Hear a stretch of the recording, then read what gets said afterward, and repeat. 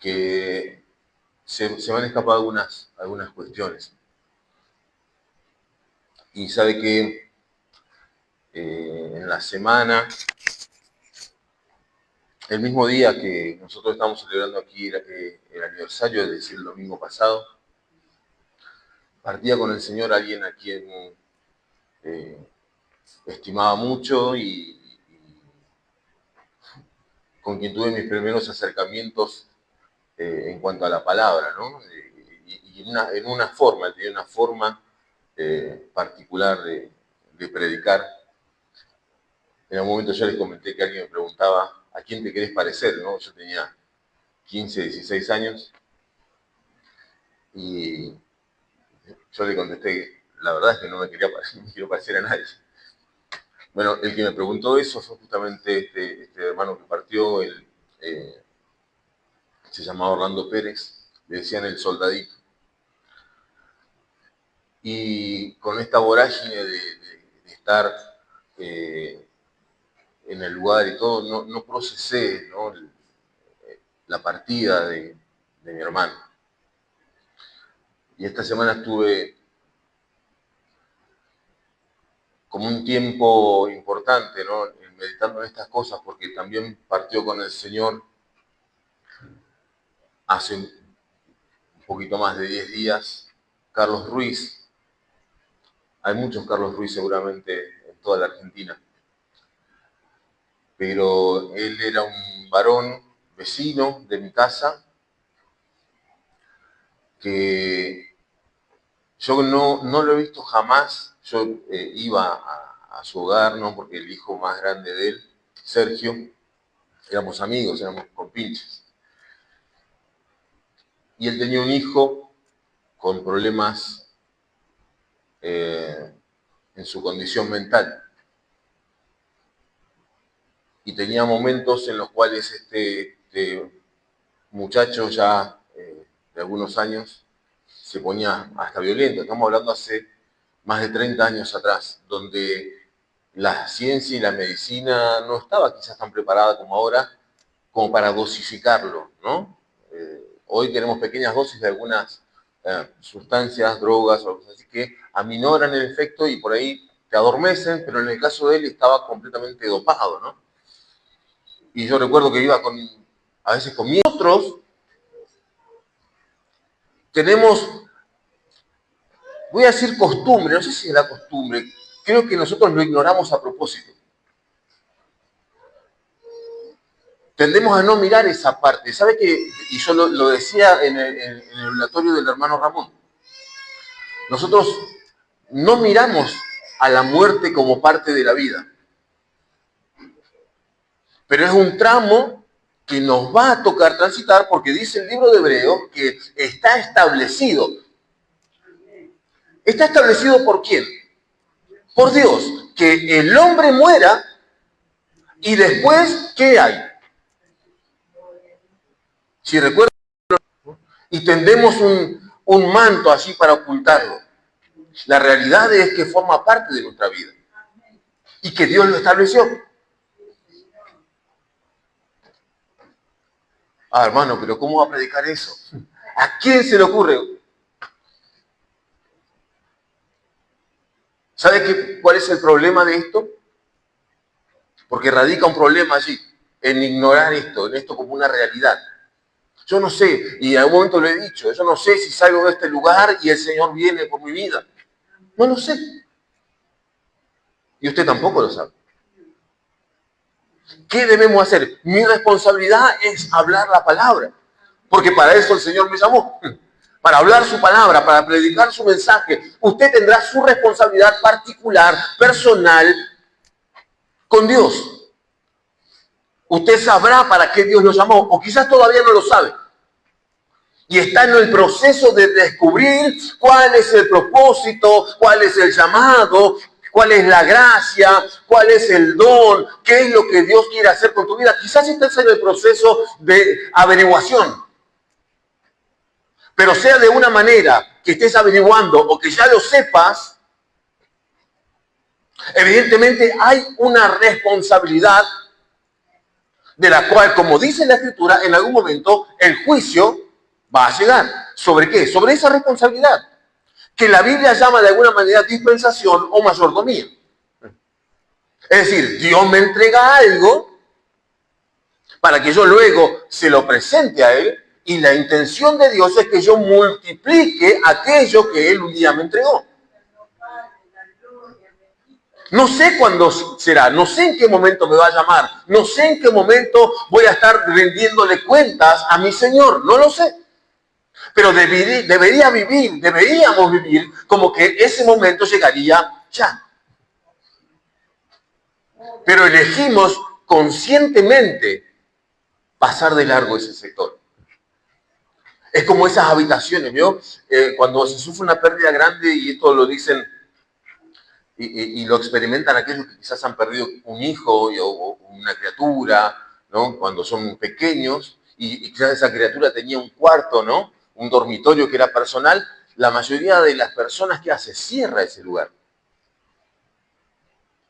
Y trata de evitar pasar por ahí. No entra más a esa pieza. No, esa pieza era de mi hijo, pero ya no está más, entonces ya no entro más ahí. Nosotros hacemos lo mismo.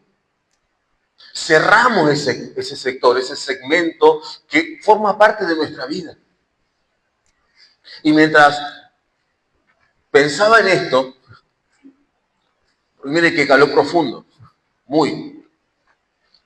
Pensaba en Orlando Pérez, el soldadito. ¿Sabe que él va a combatir a Malvinas? Y es un joven, como muchos jóvenes. Él estaba apartado del Señor. Y estando en Malvinas, escribe una carta pidiendo oración a la iglesia y, por favor, necesito el reconcilio. Necesito que me reconcilien otra vez con la iglesia, porque yo no sé si yo salgo de esta. Había un peligro de muerte inminente. Él lo sabía y quería estar a cuenta con Dios y con la iglesia. ¿Sabe qué pasa? Cuando nos encontramos en estas situaciones, nos acordamos de Dios. Cuando hay un peligro inminente, cuando algo nos está acechando, cuando sabemos que hay una enfermedad quizás mortal, ¿sabe qué? Mi maestra de escuelita dominical, ayer me enteré que tiene cáncer, un tumor en los dos pechos. Y hace 15 días atrás, esa misma mujer perdió todo lo que tenía porque el incendio le aniquiló su casa. Y nosotros muchas veces estamos en la iglesia mirando a ver qué lugar podemos ocupar, qué es lo que podemos, a ver si podemos ganar un puestito. Y hay gente que está sufriendo de verdad. Hay gente que está necesitando de verdad y nosotros nos peleamos por pequeñeces. Ahora sí, así yo no le hablo más. Si va a ser así, yo no voy más a la iglesia. Me pregunto yo, ¿quién se perjudica? ¿Se perjudica Dios de que yo no vaya a la iglesia? Pero somos, diría un hermano, somos ombliguistas. Miramos nuestro propio ombligo, nuestra propia necesidad. Esta mujer, no voy a dar su nombre, por una cuestión de respeto y de ética, que fue mi maestra de escuela dominical, su esposo, con grandes problemas de deuda, enormes, tales así que fue internado en un nosocomio. Ella no sabía lo que ganaba su marido jugaba todo lo que ganaba. Hasta que llega al banco a golpearle las puertas a esa misma mujer que ya lo perdió todo, queriéndole embargar su casa. Y uno podría decir, no le puede pasar más nada. Bueno, sí, le ha pasado y le sigue pasando. Mi abuela me lo contó ayer y uno se pregunta muchas cosas.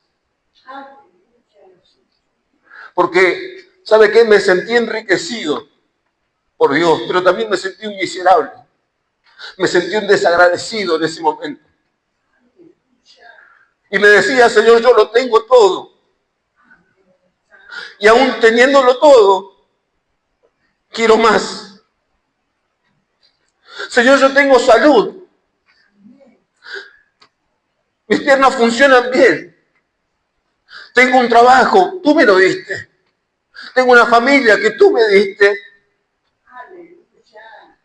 Y aún así, codicioso de mí, anhelo más. Pero hay gente que está sufriendo. Pensaba en mi hermana Antonia, que partió anoche. En realidad partió hoy, esta madrugada. ¿Sabe qué? Es una mujer que fue tan grato conocerla. Una mujer que adoptó a una niña, la crió como si fuese su propia hija. Le dio un lugar, la vistió, la cobijó. Y sabe que en los últimos tiempos ella tenía Alzheimer. Y sin embargo, aún con el Alzheimer, ella se recordaba, no solamente de mí, se recordaba de mis hijos. Gracias. Y preguntaba cómo estaban. Y si alguno de ellos no iban, preguntaba. Y se recordaba de eso. Tenía el corazón, porque ¿sabe qué? Los que aman sin condición. Porque ese es el amor que Dios nos da. Lea 1 Corintios 13 y ahí se va a dar cuenta de lo que es el amor que viene de parte de Dios. Porque yo puedo amar a usted y el amor que uno profesa puede estar condicionado a lo que el otro me pueda dar. Que es el amor que se ve hoy. Pero la gente que ama sin condición está dispuesto a dar todo, sin recibir nada a cambio. Y ese es el amor que Dios nos dio. Y que muchas veces también tratamos de esconder. ¿Qué me van a decir? No lo voy a ayudar a ver qué. No, porque si lo ayudo a este van a venir todos después a pedirme. No, si lo hago escondidas, porque si no se van a malacostumbrar. Eso no es amor. Eso es falsa humildad.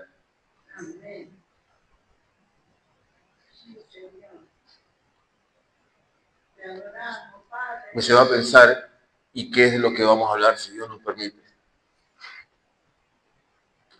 En que hay muchos hombres y mujeres, anónimos quizás. Usted quizás nunca escuchó de Carlos Ruiz, si no se lo mencionaba yo ahora. Seguramente jamás escuchó de Orlando Pérez si yo no se lo mencionaba. Seguramente jamás conoció a la hermana Antonia. Me gusta llamarle que son héroes anónimos, que me han dejado grandes enseñanzas, que se las compartí recién. Cada uno en su lugar, en su rol, en el lugar en el que Dios le puso, hizo lo que tenía que hacer. Sirvió, gracias, y amó desde el lugar en donde Dios lo puso. Y quizás usted no los conocía, pero bendijeron la vida de muchos. Y su vida, cuando está en las manos de Dios, va a bendecir la vida de muchos. Cuando haces la voluntad de Dios, por más que parezca pequeña tu labor, como honramos a aquellas hermanas que limpian, los hermanos que hacen la portería, que parece pequeña, pero nos bendicen. Su labor bendice nuestras vidas. Que haya una hermana, un hermano que venga y acomode las sillas, hace que usted venga acá directamente, se siente y no tenga que venir a acomodar absolutamente nada porque alguien ya lo hizo por usted y lo hizo con amor. Y hay recompensa para ese trabajo. Porque por sobre todas las cosas Dios lo ve. Aquellos que pintaron, aquellos que estuvieron trabajando, quizás usted no sabe quiénes son, no conoce los nombres propios, pero bendicen su vida. ¿Sabe que la Biblia está llena de gente quizás anónima o que figuran el nombre pero no conocemos mucho de ellos? Hoy vamos a ver a uno. Y lo que produjo en él un singular encuentro. Vamos al libro de Lucas, por favor.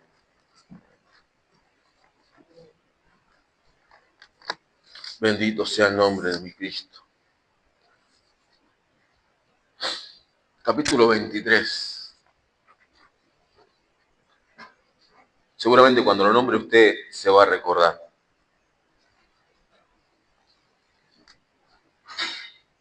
Capítulo 23 de Lucas y el verso 26.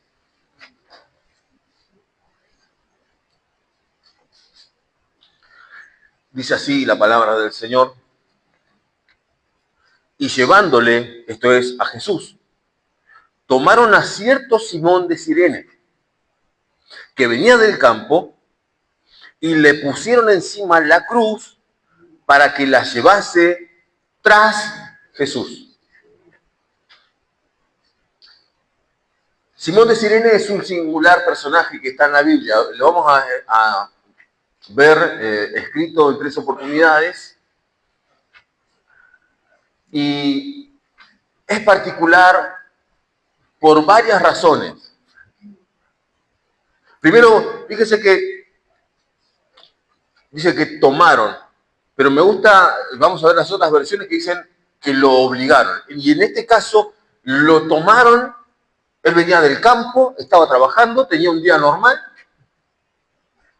sin embargo está yendo a Jerusalén después de trabajar. Generalmente los que trabajamos después de trabajar y estamos dirigiéndonos a nuestro hogar, no tenemos ganas de hacer otra cosa. Es decir, venimos durante el viaje pensando simplemente en llegar y descansar. Los hermanos y hermanas que trabajan me van a entender. Yo tengo un viaje de 2 horas y en esas 2 horas lo que pienso es en llegar a mi casa. No pienso en otra cosa, quiero llegar, pegarme un baño y descansar. Y aquellos que trabajan en el campo, bueno, acá no tenemos campo, pero los que han trabajado en el campo sabrán que esto se multiplica por 10, ¿no? Después de trabajar en el campo querés las piernas, te ven las piernas, la espalda, los brazos. ¿No? Obviamente depende de la labor que hayas hecho, pero pongámonos en situación. Estamos hablando de los primeros años del siglo I, el comienzo de nuestra era. Ahora tenemos maquinarias, tenemos otras cosas que facilitan la labor del campo. En ese entonces, si bien no sabemos de qué trabajaba específicamente Simón, era un hombre trabajador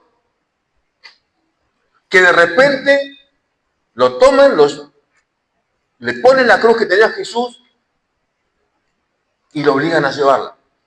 Ahora, hay un detalle no menor. ¿A dónde está? Lucas lo sitúa. Dice, tras Jesús. Así finaliza el versículo que leímos. ¿Amén? Tras Jesús, es decir, está detrás de Jesús. Jesús está delante de él y Simón de Cirene toma la cruz y comienza a seguirlo. ¿No le resulta familiar? Lucas capítulo 9, verso 23.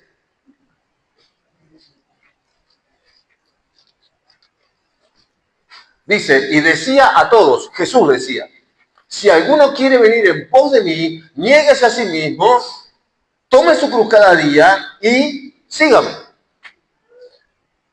Esto se lo decía a todos, entre esos todos están los discípulos, quienes horas antes de que Jesús esté cargando esa cruz, lo habían negado. ¿Recuerda a Pedro?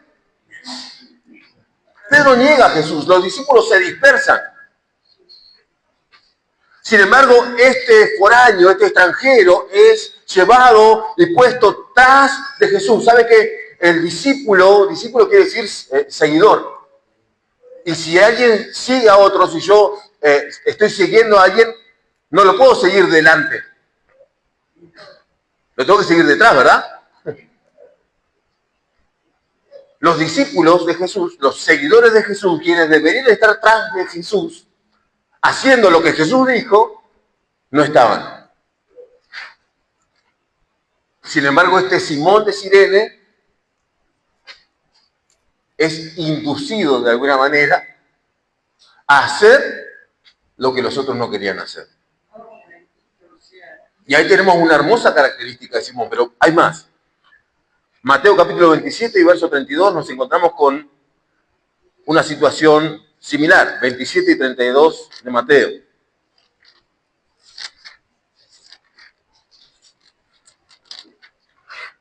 Dice así, cuando salían, hallaron a un hombre de Cirene, que se llamaba Simón. A este obligaron a que llevase la cruz. Y hice el énfasis en obligaron porque no es que Simón vio la necesidad de Jesús y dijo, uy, pobre hombre, lo voy a ayudar. Sino que lo obligaron. ¿Quiénes? Bueno, los soldados romanos lo obligaron. Y usted se preguntará quizás, ¿pero por qué? ¿Por qué debería Simón hacerle caso a los soldados romanos? ¿Por qué debería este hombre que venía cansado de trabajar, que además venía con sus 2 hijos, eso lo vamos a ver ahora, venía cansado de trabajar, estaba esperando el momento de llegar a su casa como cualquier trabajador y es obligado? ¿Por qué alguien debería acceder? Uno podría decir, no, me niego.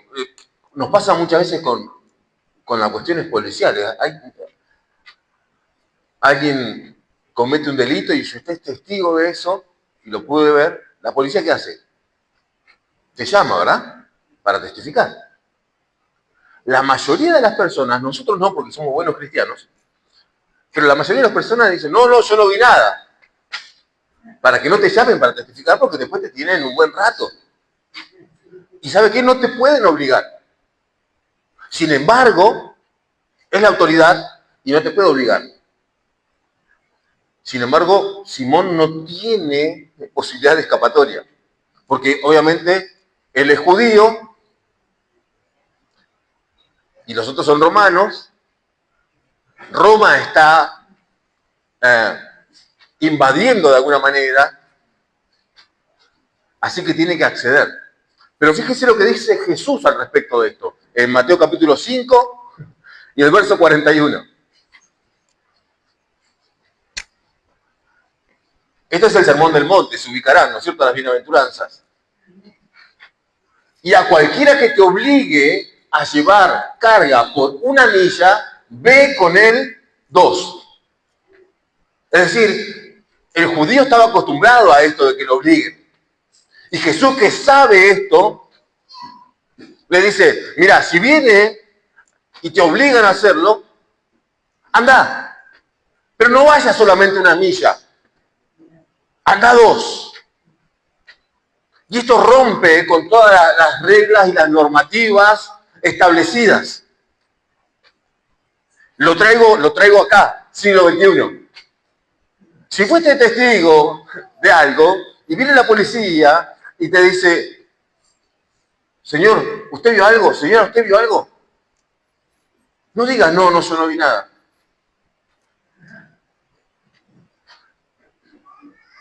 Cumplí con tu rol, porque además estarías mintiendo si viste y no testificás.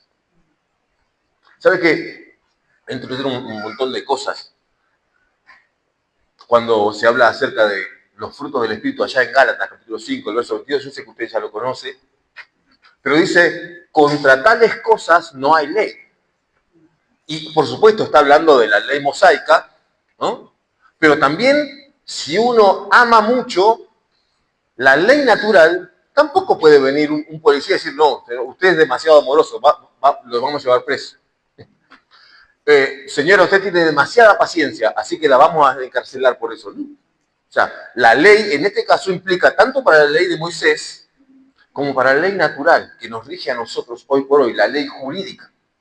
Si usted tiene el fruto del Espíritu, amor, benignidad, paciencia, gozo. No, usted es demasiado gozoso, vaya a la cárcel. no existe. Así que puede estar en libertad de pedirle al Señor, Señor, quiero el fruto del Espíritu y estar gozoso todo el tiempo, ser paciente, ser bondadoso, ser amoroso, sin inconvenientes. Hágalo porque no hay ley que le impida hacer esto. Ahora, Jesús le está dando un ejemplo tremendo acá con esto. Y el judío sabía. El contexto de Mateo 5, por supuesto, es el amor a los enemigos. Si quiere entramos por ahí, pero yo sé que usted ama a sus enemigos. Es más, no tiene enemigos. Amén, dijo la hermana Victoria. Amén, hermana. Sean como la hermana Victoria, no tiene enemigos. Gloria a Dios. Por supuesto, la palabra enemigo es una palabra fuertísima, ¿no? Si tenemos a alguien de enemigo, ya estamos en un problema. Porque la Biblia me manda a estar en paz con todos. En lo que a mí respecta, como hijo de Dios, como cristiano, como alguien que tiene el fruto del Espíritu, tengo que estar en paz con todos. Aún con los que no me quieren. Amén. Esperé, vio que esperé 2 segundos, no hubo un amén. ¿Sabe que la Biblia, por supuesto, la Biblia no me obliga? Pero cuando yo amo a Dios, el Espíritu Santo va a comenzar a producir en mí algo que yo no me voy a dar cuenta y voy a terminar amando a mi enemigo. ¿Por qué? Porque amo a Dios y quiero obedecerle y quiero agradarle. Entonces, como quiero agradarle a Dios y Dios me manda a amar a mi enemigo o a aquel que se lleva mal conmigo o a aquel que me hace el mal o a aquel que habla mal de mí, yo lo tengo que amar igual. Porque Dios me manda a hacerlo en su palabra. Y como yo amo a Dios, también amo al que no me ama a mí. Amo al que se burla de mí, amo al que habla detrás de mí, peste de mí, y luego viene y me saluda como si nada hubiese pasado. Yo lo amo igual. Porque la palabra me lleva a esto. ¿Y sabe qué? Hay un detalle importantísimo. Me encantó esto cuando lo aprendí. Y como lo aprendí hace poquito, se lo comparto, porque en algún momento vimos acerca de la armadura. ¿Se acuerdan que vimos la armadura? Ahora, cuando habla acerca de la espada, dice, la espada del Espíritu. ¿A quién le pertenece la espada? ¿De quién es? Dice, del Espíritu. Es decir, no es mi espada, no es que yo voy a confrontar. La espada es del Espíritu. El Espíritu Santo utiliza la palabra para que esa palabra haga efecto en mi vida. La palabra es del Espíritu. Le pertenece al Espíritu Santo, no es mi palabra. Y me encantó porque pareciera que fuese una cuestión semántica, pero no, es interesante ver esto. Estaríamos un rato largo hablando, pero es interesante saber que es la espada del Espíritu, le pertenece al Espíritu y el Espíritu Santo es quien emplea la palabra para el beneficio de Dios. Por eso es que yo no puedo convencer a nadie. Lo hace la palabra, el Espíritu Santo a través de la palabra. ¿Se entiende? Y ahí está que la palabra es del Espíritu. Yo puedo predicarle a alguien y tratar de llamarlo y decirle venía a la iglesia, pero hasta que el Espíritu Santo no lo toca a través de la palabra, van a ser simplemente mis palabras. Hasta que sea la palabra del Espíritu. Y esto es tremendo, cambia todas las cosas. Porque muchas veces pensamos que somos nosotros. Y no somos nosotros. No le voy a contar, estoy orando por un compañero de trabajo, no lo voy a nombrar porque por ahí mira la transmisión. Pero ¿sabe qué? Estuve hablando mucho con él esta semana. Uno de esos días de la semana yo le comenté a mi esposa, ¿sabes que mi compañero puso todo el día en la radio cristiana? Ya, raro, un joven. Y luego mientras estábamos viajando a Pilar, él mismo me empezó a contar de que él iba a la iglesia. Entonces aproveché la oportunidad y ahí empecé a predicar. Y Dios quiera que haya tenido la fortaleza para poder vencer y acercarse a una iglesia. Pero mañana, bueno, lo veré si Dios quiere otra vez y volveremos a hablar y le voy a preguntar si pudo asistir a la iglesia. Pero no es mi palabra. Es la palabra del Espíritu. ¿Amén? Bien, vamos a Marcos. No quería dejarlo pasar, hermano. Es un detalle muy lindo. Marcos, capítulo 15. Vamos a ver al mismo Simón, pero con otra cámara distinta.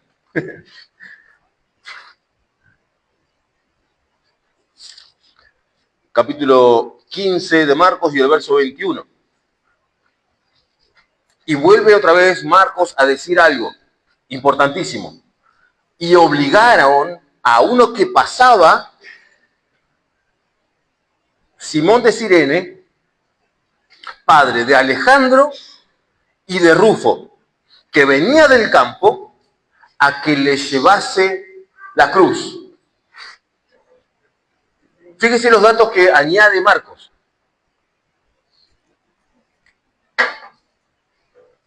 ¿Sabe por qué Marcos añade esto? Porque Marcos escribe a la gente que está en Roma, básicamente. Entonces, evidentemente, en Roma, Alejandro y Rufo eran conocidos. Entonces, como para que el que leía después se ubique, ¿no? Diciendo, sí, mirá, Alejandro anduvo por acá. Mirá dónde nació, ¿no? Da datos precisos. Alejandro y Rufo. ¿Por qué? Porque el lector luego los puede ubicar. Es con intención. ¿Se entiende? Lo hace con la intención de que después el que lee la carta ubique, mira, ahí anduvo Alejandrito. Con Rufo. Rufo que quiere decir pelirrojo. Así que tenía un color lindo en la cabeza. Y dice, que venía del campo, ¿sí? Y esto lo sabemos, a que le llevase la cruz a Jesús. Ahora, tenemos otro dato más interesante de Simón de Cirene, que también es para destacar. Llevaba a sus hijos a trabajar. Simón de Cirene era un hombre que, obviamente, de Cirene es una parte de África. Para muchos, sobre todo de los que profesan la teología africana, ¿no? Muchos teólogos africanos dicen Simón era un hombre de color, porque Cirene quedaba en África. Entonces asumen, no está comprobado, pero en muchos lugares y muchas pinturas, y usted lo va a encontrar cuadros de Jesús con Simón de Cirene, y a Simón lo hacen como un hombre de color, negro, porque Cirene queda en África.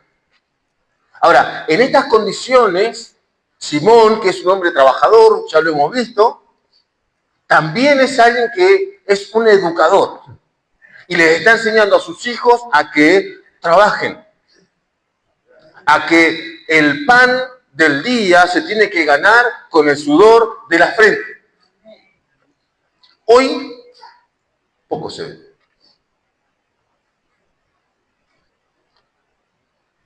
Pocos padres instan a sus hijos a trabajar.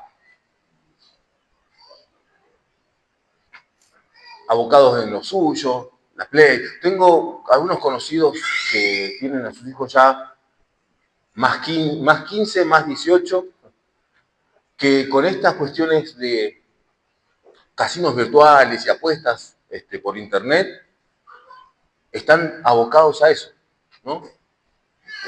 Y a escondidas, se lo decía a mi abuelo, toman la tarjeta de crédito de sus padres para poder utilizarlas en estas apuestas y pierden cantidades tremendas de dinero sin que sus padres lo sepan. Esto está pasando.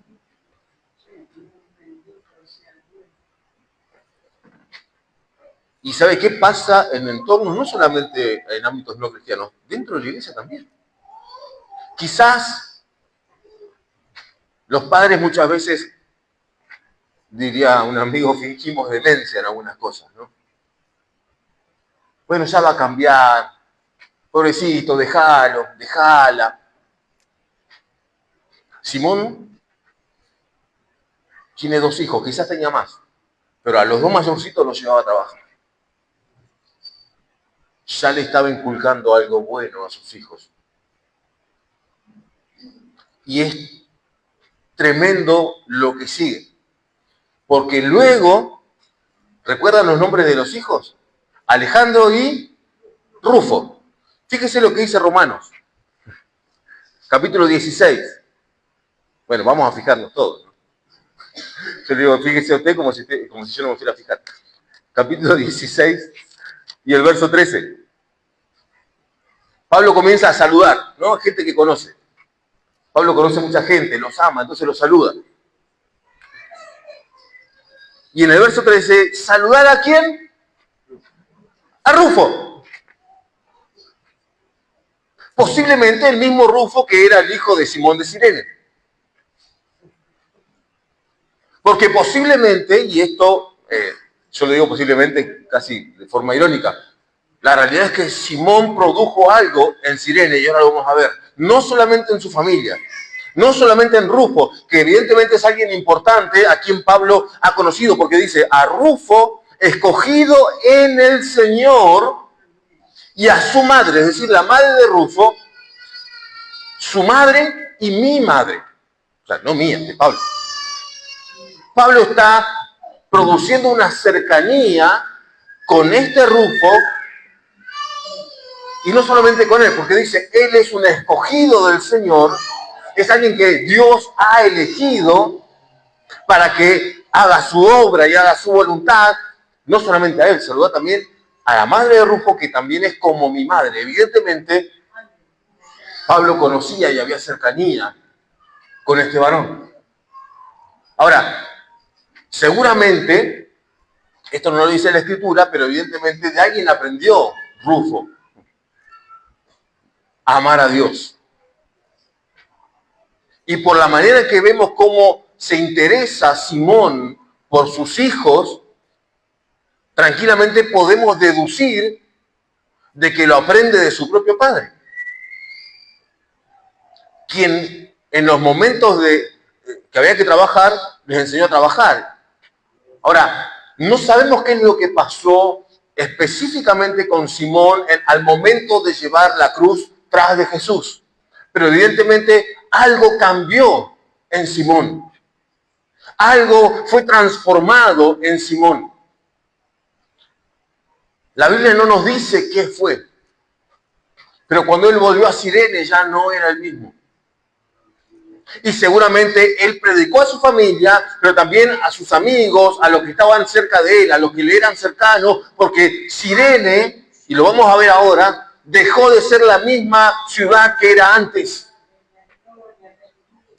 Cirene es una ciudad importante luego de lo que sucede con Simón. Hechos de los Apóstoles, capítulo 11, verso 19.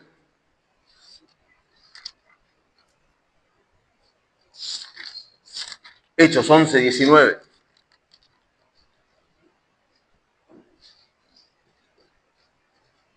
Dice así la palabra del Señor. Ahora bien, está escribiendo Lucas de vuelta.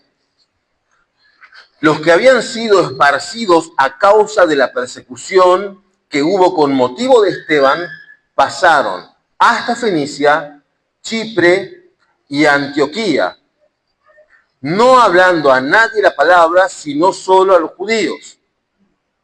Pero había entre ellos unos varones de Chipre y ¿de dónde? Y de Cirene, los cuales, cuando entraron en Antioquía, hablaron también a los griegos, anunciando el evangelio del Señor Jesús. Y la mano del Señor estaba con ellos. Bendito sea el nombre del Señor. Y gran número creyó y se convirtió al Señor. Llegó la noticia de estas cosas a oídos de la iglesia que estaba en Jerusalén, y enviaron a Bernabé que fuese hasta Antioquía. Es tremendo lo que cuenta aquí Lucas. Y lo vamos a desglosar un poquito nada más. Dice, los que habían sido esparcidos a causa de la persecución que hubo con motivo de Esteban, recordará a Esteban. Amén. Esteban es el primer mártir cristiano y es conocido por nosotros como ser el primer mártir cristiano. También era diácono. Eso dice la Escritura. Y además estaba lleno del Espíritu Santo. Y mientras está siendo apedreado, ustedes lo pueden encontrar esto en el capítulo 8 del mismo libro de Hechos, él está siendo apedreado, mira hacia el cielo y ve el cielo abierto. Y él cuenta lo que ve y comienzan a tirarle piedras hasta matarlo. Y dice que las ropas de Esteban son puestas a los pies de alguien llamado Saulo, en señal de autoridad, de sumisión y de respeto. Saulo es testigo de la muerte de este varón de Dios.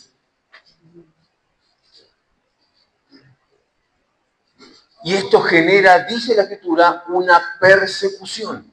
de los cristianos a causa de lo que padece Esteban. Y comienzan a esparcirse por distintos lugares. Y aquí nos dice, Chipre, Fenicia y Antioquía. Los cristianos comienzan a ir hacia estos lugares, pero sí, es tremendo porque dice, no hablaban a nadie la palabra, solamente a los judíos. Es decir, salen, se dispersan, hay una expansión geográfica, pero solamente para los judíos. Es decir, si venía algún griego, ellos no le predicaban. Si venía alguien que no era partidario, no era parte del pueblo judío, no se le predicaba. Había silencio estampa, como decimos, ¿no? Silencio. El evangelio para nosotros, nada más. Así que la expansión, si bien es real, es reducida.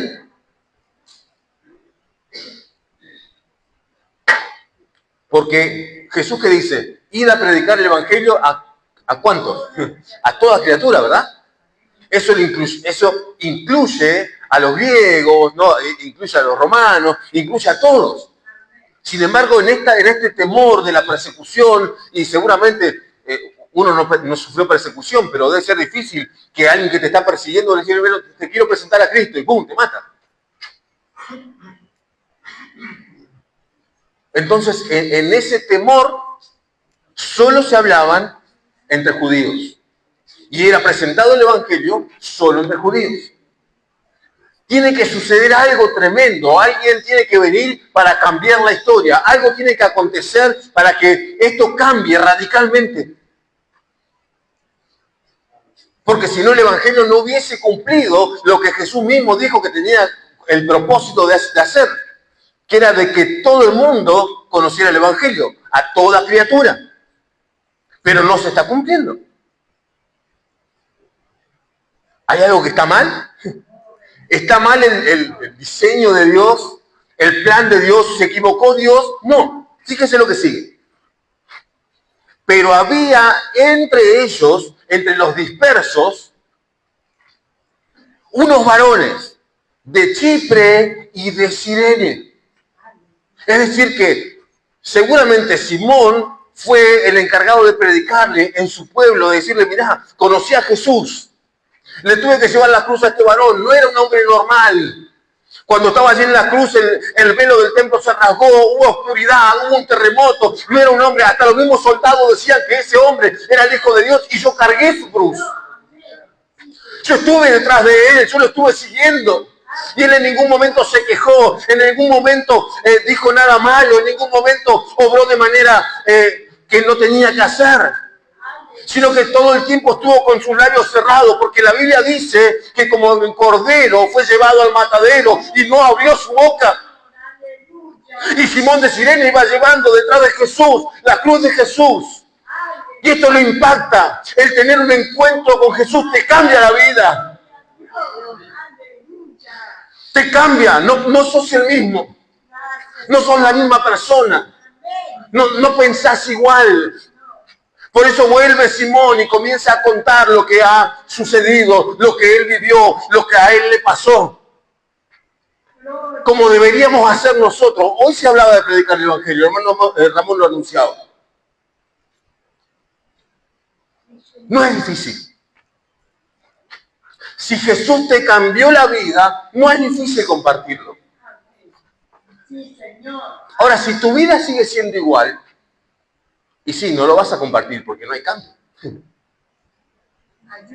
Pero cuando Dios transforma tu vida, cuando opera el Espíritu Santo y la palabra a través del Espíritu Santo, que comienza a obrar y comienzas a darte cuenta que lo que estás haciendo no está bien, es un proceso natural de formación de tu vida y de transformación de nuestra mente.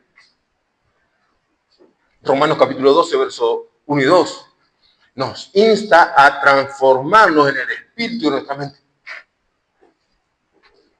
Simón llega a Cirene, allí con sus hijos, Alejandro, Rufo, Y comienza a comentarle a los vecinos y a aquel que se encuentra, a sus amigos, familiares, a su esposa, lo que ha vivido con este varón llamado Jesús el Nazareno, que dice ser el rey de los judíos, pero que lo crucifican como a un malhechor. ¿Y sabe qué? Fueron oídas sus palabras. Fueron transformados corazones. Y Dios utiliza a este varón, quizás un granito de arena en el medio del desierto. Pero a través de este varón, aquellos griegos que no habían oído jamás del Evangelio, estos varones son llevados hasta este lugar, junto con los de Chipre. Y mire lo que sigue diciendo. Los cuales entraron en Antioquía. Antioquía es la tercera ciudad más importante de Grecia. Dice, y hablaron también a los griegos, anunciando el Evangelio del Señor Jesús. Ya comienzan a hablar lo que los judíos anteriormente no habían hecho. Comienzan a hacer la obra que anteriormente no había sido hecha. Porque anteriormente, ¿entre quiénes hablaban? Entre judíos. Tienen que venir ellos, transformados, renovados, gozosos, contentos y con fruto del Espíritu para poder predicar la palabra a quienes no habían oído, que eran los griegos. Dios los usa a ellos, a los de Cirene. Después vamos a tener los nombres propios. Pero ¿sabe qué? La historia comienza un par de años atrás con un tal Simón, que fue obligado, pero aún siendo obligado fue transformado por lo que le pasó. Y dice, y la mano del Señor estaba con ellos. Fíjese lo que Lucas utiliza un argumento tremendo que es utilizado también en el Antiguo Testamento. Lo va a encontrar en Ezequiel y bueno, en varios lugares. Segunda de Reyes, la acción de Eliseo está con el rey. Acá dice que estaba la mano del Señor, la mano de Jehová estaba con Eliseo. Es decir, habla de un respaldo. No era que ellos hablaban porque sí, no. La mano de Dios estaba guiando la vida de estos hombres. Y Lucas lo hace notar y relaciona lo que antes sucedía en el Antiguo Testamento con lo que está sucediendo ahora. Es decir, despierten, dense cuenta, lo que está pasando no es una casualidad. Dios está dirigiendo todo lo que está sucediendo en este momento, así como lo hizo en la antigüedad. No es casual. Ahora, cuando Dios guía, cuando Dios interviene con su mano poderosa, nada puede salir mal. Cuando es Dios quien mueve su mano, cuando es Dios quien guía tu vida, cuando yo como el titiritero, ya no se ve, ¿no? Lo de la generación nueva no saben lo que es un titiritero. Para los que nos siguen en las redes, el titiritero era alguien que tenía una marioneta. Una marioneta era un muñeco. Y este muñeco tenía en sus extremidades unos alambres, o hilos, que el titiritero, evidentemente tenía que ser hilos, no algo que a simple vista no se viera. Entonces el titiritero manejaba con sus manos y le daba movimiento a ese personaje que tenía. Es decir, que el títere, es decir, el muñeco, hacía lo que el titiritero hacía con su mano. Entonces, si el titiritero lo hacía caminar para allá, el títere iba para allá. Pero no era el títere, era la mano. Ahora, usted imagínese si nosotros fuésemos una especie de títere, perdón la expresión, de Dios. Que nos dejáramos guiar e ir a donde Él nos lleva. Porque dice que la mano de Dios estaba con ellos. Es decir, la guía de Dios estaba con ellos. No eran ellos porque tenían ganas de ir a visitar un lugar. Ah, qué bueno, ¿a dónde podemos ir? A Antioquía. Dale, vamos. No, la mano de Dios lo fue llevando a este viaje hasta Antioquía. No era una casualidad. El plan de Dios se estaba ejecutando a la perfección porque es su mano. Ahora, ¿usted está seguro de que la mano de Dios es la que guía sus pasos? Puede decir, no, yo sé que estoy en este lugar porque Dios me guió, que es la mano de Dios la que me trajo a este lugar, es la mano de Dios la que me lleva a tal lado, es la mano de Dios la que me guarda, es la mano de Dios la que me guía. Si usted está seguro de todas estas cosas, gloria a Dios. Si no está seguro, es un buen momento para replantear. ¿A dónde me está guiando? ¿Quién me está guiando? ¿Qué es lo que me está moviendo? ¿Me mueven las emociones? ¿Me mueve mi parecer o mi pensamiento? ¿O estoy seguro que es? Yo soy, la Biblia nos dice siervos, pero la realidad es que somos esclavos. Puede decir, yo soy un esclavo de Dios. Voy a donde Él me envía, hablo lo que Él me dice. Si Él me dice que pare, yo freno. Si Él me dice que avance, yo avanzo. Si Él me pregunta, ¿qué tienes en tu mano? ¿Se acuerda Moisés? ¿Qué tienes en tu mano? Le dijo Moisés. ¿Qué tienes en la mano? ¿Qué es lo que Dios te dio? ¿Lo estás usando? Porque esto nos conecta con el principio del mensaje. Dios se vale no de nuestra capacidad, sino de nuestra sumisión. Mientras más yo me rindo a su voluntad, más Dios me usa. Es necesario que yo mengue, dijo Juan el Bautista, y que Él crezca. ¿Estás dispuesto a menguar? A que tu nombre no sea conocido, tal vez. A que no salga en la tapa de la revista, que no tengas un montón de seguidores y no tengas un montón de likes y cosas así, que me parecen tan importantes, pero son realmente superficiales. Por ganar a Cristo. Por agradarle a Cristo. Por hacer la voluntad de Dios. O puede ser también una sumisión parcial. Bueno, hasta acá, ¿sí?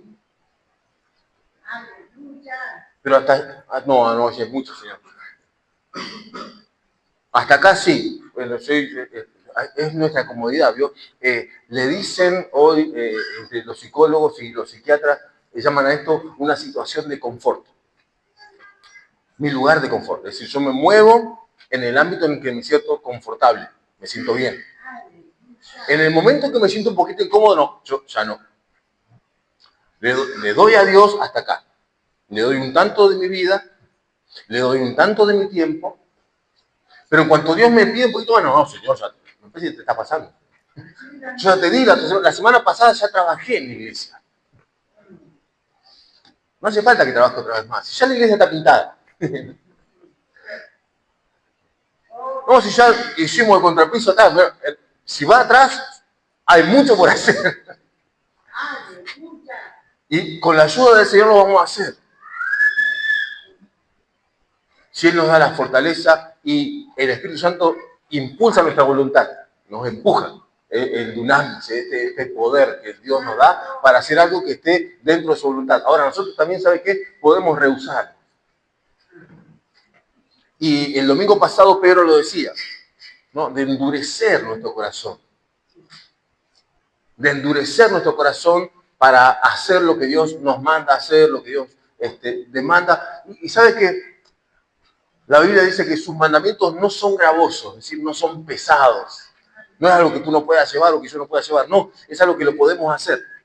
Pero necesitamos imperiosamente de su ayuda, de su fuerza y de que Él nos guíe. Cuando esto sucede, hermanos, por más que parezcamos un pequeño grano de arena en Mar del Plata, tu labor y mi labor cuenta.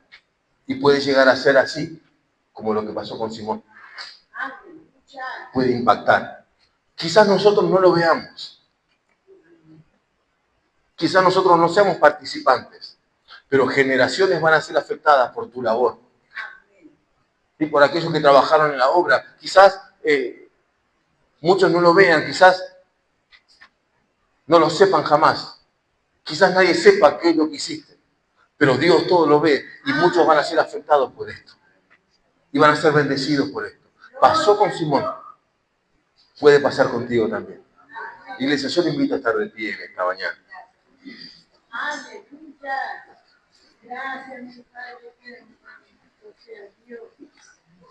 Comenzaba esta mañana hablando de estos varones y esta mujer. Y les dije una realidad, usted no los conoce. Pero todos ellos de alguna manera impactaron mi vida.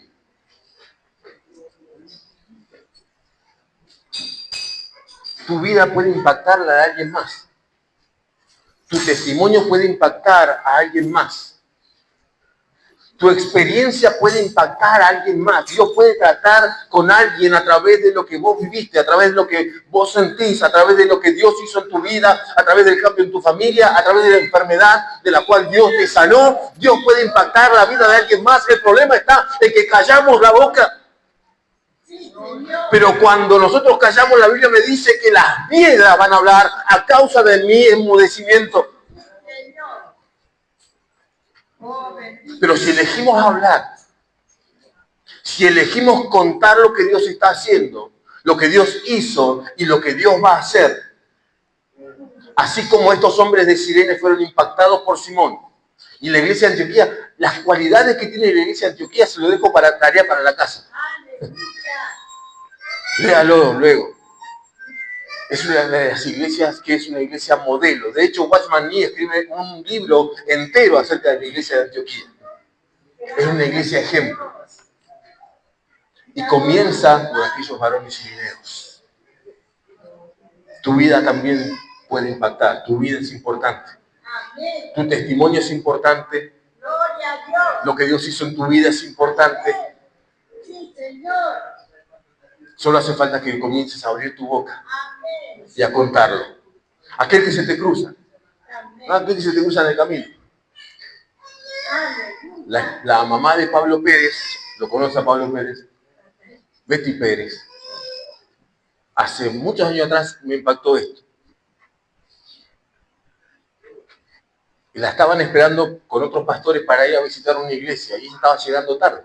Estaban en la casa de mi abuelo. Yo era chico.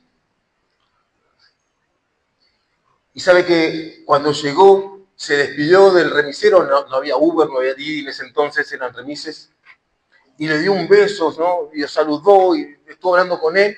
Y luego entró a la casa de mi abuelo. Estaban todos para salir ya porque la estaban esperando a ella. Y pidió perdón y dijo, perdón hermano, pero ¿sabe qué? Dice, le estuve predicando a este varón, el remisero, dice, se llama fulano de tal, ¿sí? Y paramos ahí en Ruta 4 y oré por él y él se entregó al Señor, dice, porque no puedo parar de hablar de lo que Dios hizo en mi vida. Y a mí me impactó porque yo dije, wow, qué tremendo que alguien hable de Cristo con tanta naturalidad. Y ¿sabe qué? No es difícil. Por eso le decía, tu testimonio. Lo que Dios hizo en tu vida, lo que hizo en tu familia. Lo que eras antes y ya no sos más. Suficiente. Es la entrada. Y como la espada es del Espíritu, el Espíritu comienza a trabajar a esa persona a través de esa palabra. Y simplemente eso le va a despertar una curiosidad.